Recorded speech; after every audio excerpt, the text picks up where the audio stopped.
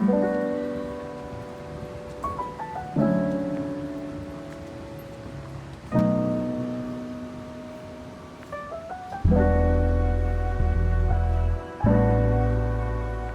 a hot sunny day, you head to your favorite spot, where the sunlight and view create the perfect setting for focus and peace of mind. There's nothing better than studying in a good environment free from distractions.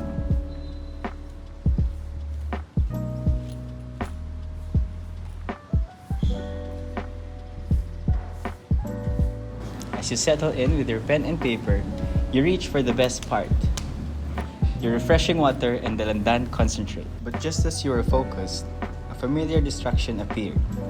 And it's your friend. You exchanged greetings with Adap before he joined you at the table.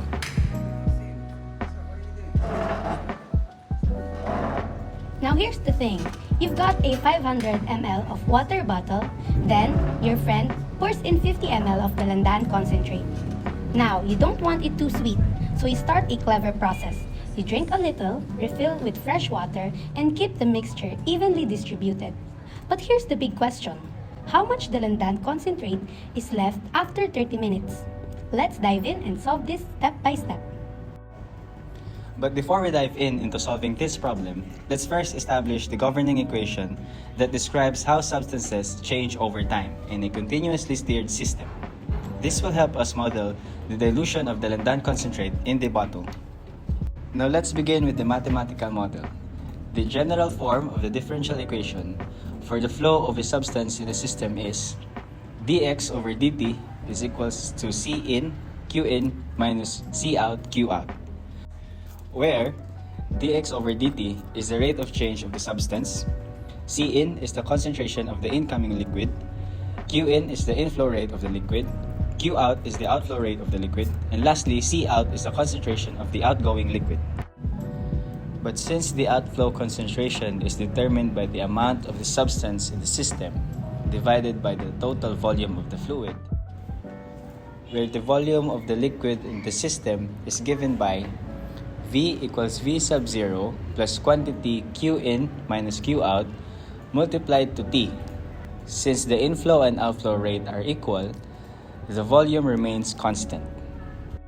Now, let's try to apply the model to our problem.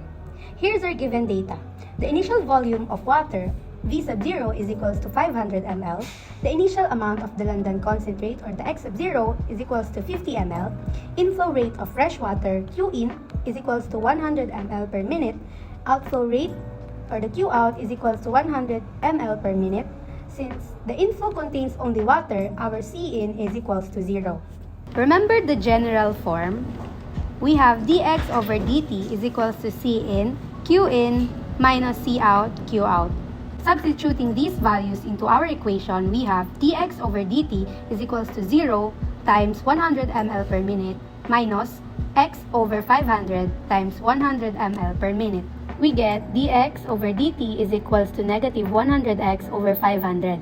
Simplifying it further, we get dx over dt is equals to negative x over 5. Let's continue solving the differential equation. So to solve dx over dt equals negative x over 5, we separate variables, integrating both sides. Simplifying, we get ln x equals negative t over 5 plus c. Applying the initial condition, which is x sub 0 equals 50 at t equals 0, we have ln 50 equals c. Thus, our solution becomes ln x equals negative t over 5 plus ln 50. Exponentiating both sides, we have x equals 50e raised to negative t over 5. Now, let's find the concentrate after 30 minutes. Substituting t is equals to 30 minutes, we have x 30 is equals to 50e raised to negative 30 over 5. We get x 30 is equals to 50e raised to negative 6.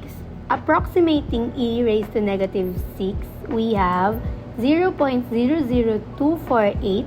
We have x 30 approximately 50 times 0.00248, we will get 0.30 124 ml. After 30 minutes, only about 0.124 ml of dalandan concentrate remains in the bottle.